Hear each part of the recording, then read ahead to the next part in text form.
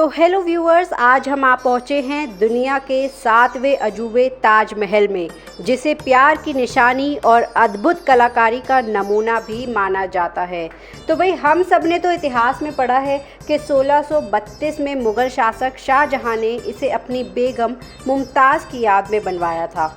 लेकिन आप सब जानते होंगे कि आजकल हिस्ट्री कुछ और ही बताई जा रही है। और मैंने हाल फिलहाल में ही एक बहुत ही बड़ी वेबसाइट पर जो है इसको लेकर एक आर्टिकल पढ़ा था, जिसमें काफ़ी कुछ इन्फॉर्मेशन दी गई थी। तो आज इस वीडियो में मैं आपसे ताजमहल की इसी इन्फॉर्मेशन के बारे में बात करने वाली हूँ कि आखिर ताजमहल का ये विवाद कहाँ खड़ा हुआ था, क्या क्या तथ्य अब तक मिल चुके हैं। तो इस वीडियो को आप पूरा ज़रूर देखिएगा और हो सके तो इसे ज़्यादा से ज़्यादा शेयर करें, हमारे चैनल को सब्सक्राइब करें और इस वीडियो को लाइक करें ताकि ज़्यादा से ज़्यादा लोगों तक ये बात पहुँचे।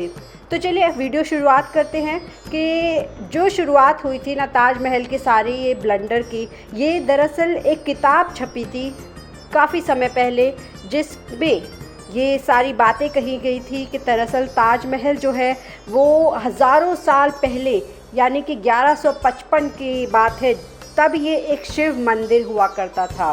और पीएन ओक इस किताब के राइटर हैं, जिन्होंने अपनी किताब ताजमहल को तेजो महाले का नाम दिया था। तो भाई आप सब जानते होंगे कि हाल ही में हाई कोर्ट में भी याचिका दायर कर दी गई है और ताजमहल में जो बंद कमरे हैं 22 कमरे, उनकी जांच होने की मांग भी की गई है कि भाई देखा जाए कि अंदर ताजमहल के नीचे क्या कोई मंदिर है, मूर्तियां रखी हुई हैं। जिस तरह से ज्ञानव्यापी की अभी सर्वे हुआ है, उसी तरीके से ताजमहल की भी सर्वे की मांग की गई है। हालांकि कोर्ट में ऐसी मांगें पहले भी की गई हैं और कोर्ट ने पहले भी इन्हें खारिज किया है, लेकिन अब समय कुछ अलग है। तो आज हम इस वीडियो में जानने वाले हैं कि आखिरकार ये थ्योरी कहाँ से आई और सबसे पहले किसने इस ताजमहल के अस्तित्व पर उंगली उठाई। वो तो मैं आपको बता ही चुकी हूँ कि पीएन ओक की किताब में सबसे पहले दावा किया गया था कि ताजमहल जहाँ आज मौजूद है यमुना नदी के तट पर, वहाँ कभी एक मंदिर हुआ करता था। तो उस किताब का नाम था ताजमहल द ट्रू स्टोरी और ये किताब सबसे पहले मराठी भाषा में लिखी गई थी।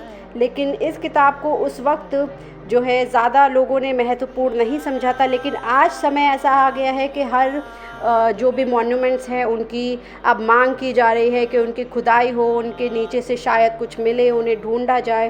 तो चलिए आगे वीडियो में बढ़ते हैं और आप ताजमहल का नज़ारा भी देख रहे हैं साथ ही साथ कि सबसे पहले जो इस जगह का जो निर्माण था, दरअसल कहा गया है पीएन ओक के द्वारा कि 1155 में ये एक शिव मंदिर हुआ करता था। उनके मुताबिक ये मुग़ल थे जब आए थे भारत में, तो उससे पहले ही आगरा में एक भव्य स्मारक मौजूद हुआ करता था जो कि तेजो महाले था। तो इसके अलावा पीएन ओक ने शाहजहां की ज़िंदगी की जो एक पूरी क्रोनोलॉजी, जो बादशाहनामा लिखा जाता है हर बादशाह के ऊपर, उनकी शाहजहां की जो बादशाहनामा था उनके 2 पन्नों का अंग्रेज़ी अनुवाद किया था। तो शाहजहां के जो दरबारी लेखक थे अब्दुल हमीद लाहौरी, उन्होंने ये बादशाहनामा फ़ारसी भाषा में लिखा था, लेकिन फ़ारसी भाषा तो भाई जल्दी किसी को नहीं आती है। तो ऐसे में पीएन ओक ने इसके 2 पन्नों का अनुवाद किया था और उनमें बताया था कि आखिर उस बादशाहनामा में क्या लिखा है। तो उस बादशाहनामा के अनुसार जो महान शहर आगरा, तब इसका नाम अकबराबाद हुआ करता था, आगरा नाम तो बाद में पड़ा, तो अकबराबाद के दक्षिण में एक खूबसूरत और भव्य हवेली हुआ करती थी। वो हवेली राजा मानसिंह की है। वर्तमान में उस हवेली का स्वामित्व मानसिंह के पोते जयसिंह के पास है। तो मुमताज़ बेगम जो थी, उनकी रानी जो थी शाहजहां की, उनको दफन करने के लिए इसी जगह को चुना गया था। राजा जयसिंह ने अपनी इस पैतृक विरासत को जो है बहुत ही महत्व देते थे, लेकिन शाहजहां के मांगने पर, बोलने पर वो उन्हें ये हवेली मुफ्त में देने को तैयार हो गए थे। लेकिन फिर भी उनकी जो ईमानदारी थी शहंशाह के प्रति, उसको सराहते हुए उन्हें एक बहुत ही भव्य हवेली जो शरीफाबाद था वहाँ पर दी गई थी उसके बदले में। बादशाहनामा के अनुसार पीएन ओक ने कहा था कि शाहजहां ने ज़मीन नहीं बल्कि एक भव्य हवेली की मांग रखी गई थी।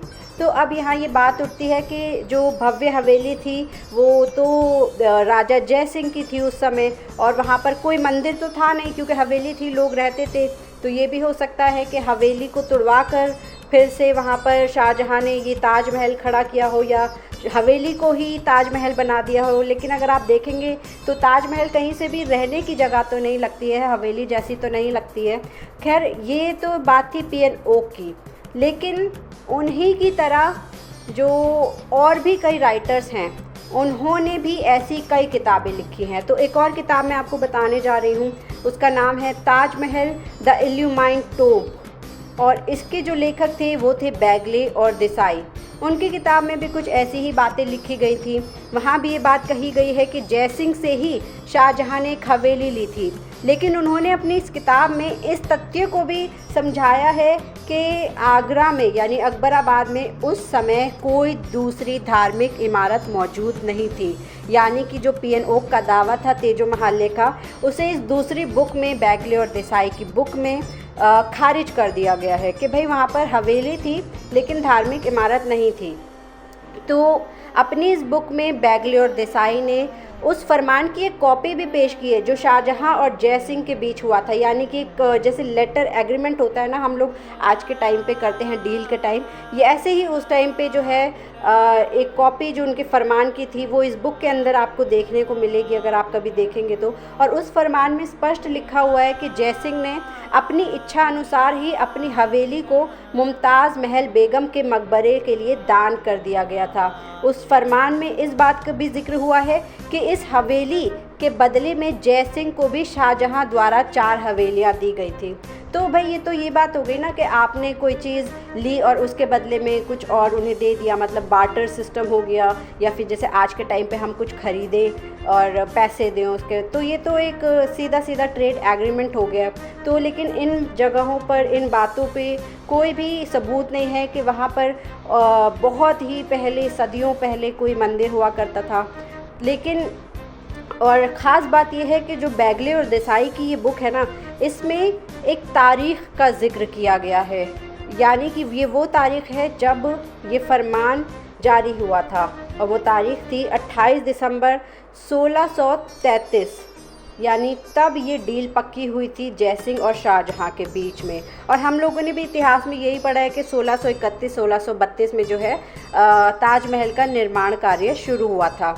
तो उन दोनों की किताब में हवेली शब्द का जो एक इस्तेमाल हुआ है बहुत ज़्यादा, बहुत कई बार हुआ है, लेकिन धार्मिक स्थल का कहीं पर कोई भी उनका जो है ज़िक्र उन लोगों ने नहीं किया है। तो लेखकों की ये जो कथन है ये पीएन ओक के उस दावे के इतर हैं जिसमें कहा गया था कि ताजमहल पहले तेजो महाले था और उसका निर्माण मुग़ल शासकों के आने से कई साल पहले ही कर लिया गया था। तो जो बात कही जा रही है कि अगर वहाँ कभी कोई मंदिर हुआ करता था तो शाहजहाँ ने तो खैर वो मंदिर नहीं तुड़वाया। इन फरमानों को देखकर तो यही लगता है कि वहाँ पर पहले कोई महल हुआ करता था और वो महल तो राजपूतों का हुआ करता था। तो हिस्ट्री बहुत पुरानी है और ये सारी हिस्ट्री मैंने इस जो है वेबसाइट पर पढ़ी और मैंने सोचा कि ये तो बहुत ही इंटरेस्टिंग है और आप लोगों तक ज़रूर पहुँचाई जाए। तो आई होप कि ये जो सारी फैक्ट्स हैं ये आप लोगों ने भी समझे हों। और हिस्ट्री बहुत ज़्यादा थोड़ी सी यहाँ पर कंफ्यूज्ड है और अब कोर्ट में केस जा चुका है। अब देखना है कि आखिर आने वाले समय में क्या होगा। लेकिन जो भी हो, ताजमहल देखने में बहुत खूबसूरत है और हम यही उम्मीद करते हैं कि इसकी खूबसूरती हमेशा इसी तरह से बरकरार रहे और हमेशा ये एक मिसाल रहे प्यार की, जो आज शायद कम पड़ रहा है लोगों में। तो प्यार हमेशा बरकरार रहे, यही कोशिश रहेगी। और आपको ये वीडियो पसंद आई हो तो इसे लाइक करें, शेयर करें, चैनल हाउ इंडी को सब्सक्राइब करें। धन्यवाद।